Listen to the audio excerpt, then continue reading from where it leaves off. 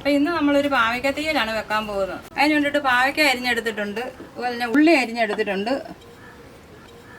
പച്ചമുളക് എടുത്ത് വെച്ചിട്ടുണ്ട്, പുളി, പിന്നെ അരയ്ക്കാനായിട്ട് മല്ലി, മുളക്, തേങ്ങ, കരിവേപ്പില, കടുക്, മഞ്ഞൾപ്പൊടി, അതുപോലെ തന്നെ ഉപ്പും. പാവയ്ക്ക തീയൽ വെക്കാനായിട്ട് ഇത്രയും സാധനമാണ് വേണ്ടത്. അപ്പം നമുക്ക് തുടങ്ങാം.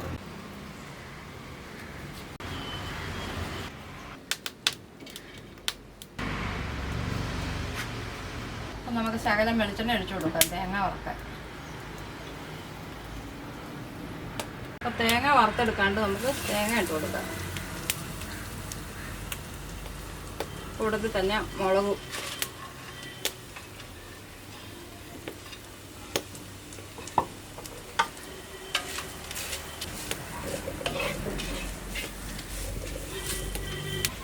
കുറച്ച് മല്ലിയും കൂടെ നമുക്ക് ഇട്ട് കൊടുക്കാം.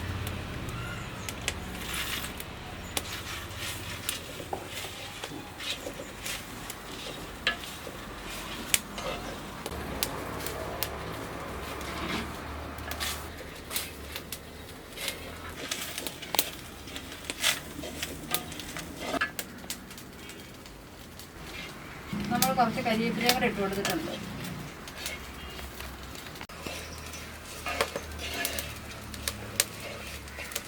നമ്മുടെ തേങ്ങ ചുമന്ന് വരുന്നുണ്ട്. ശകലം കഴിഞ്ഞാൽ നമുക്ക് വാങ്ങിയെടുക്കാം.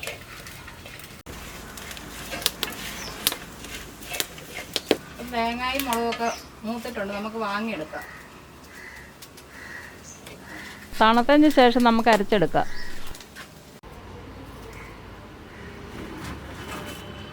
നമുക്ക് പാവയ്ക്കകത്തേക്ക് പച്ചമുളകും കൂടെ അരിഞ്ഞിടാം. നമ്മൾ പൊളന്നാണ് ഇടുന്നത്.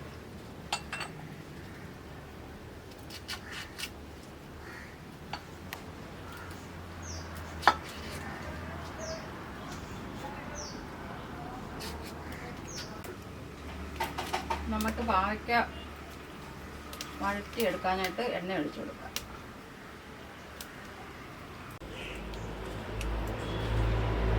കടുകിട്ട് കൊടുക്കാം.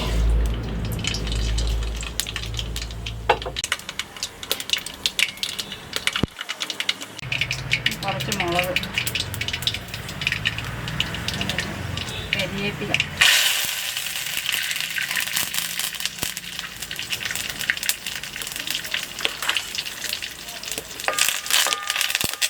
നമുക്ക് പാവയ്ക്ക ഇട്ട് കൊടുക്കാം.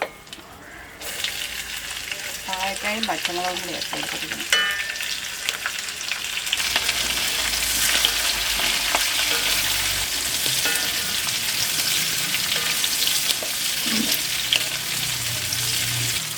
ശകലം മഞ്ഞൾപ്പൊടിയും കൂടി ഇട്ട് കൊടുക്കാം, 1/2 സ്പൂണ്.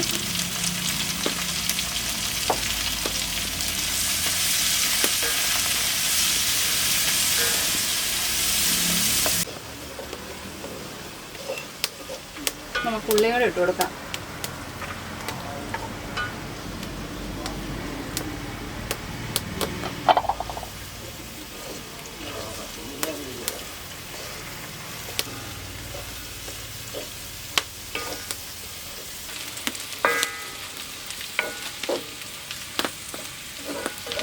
അപ്പം നമ്മുടെ പാവയ്ക്കൊക്കെ വഴന്ന് വന്നിട്ടുണ്ട്.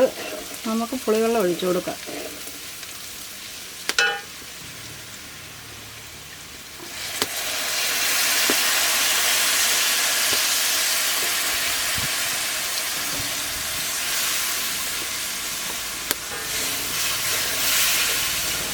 നമ്മൾ നേരത്തെ ഉപ്പിട്ട് കൊടുത്തിട്ടില്ലായിരുന്നു. ഇപ്പം നമുക്ക് ഉപ്പിട്ട് കൊടുക്കാം.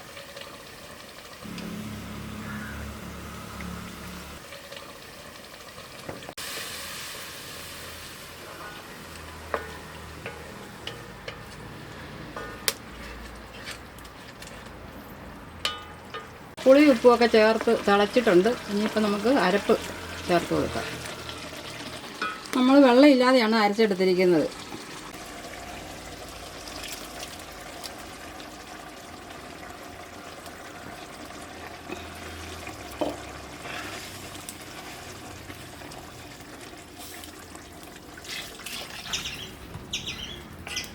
അരച്ച വെള്ളവും കൂടെ ചേർത്ത് കൊടുത്തിരിക്കുകയാണ്.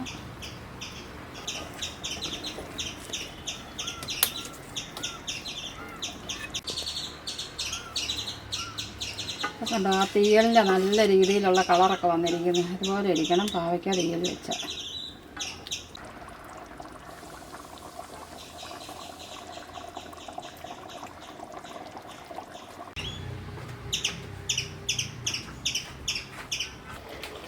അപ്പം നമ്മുടെ തീയൽ റെഡി ആയിട്ടുണ്ട്.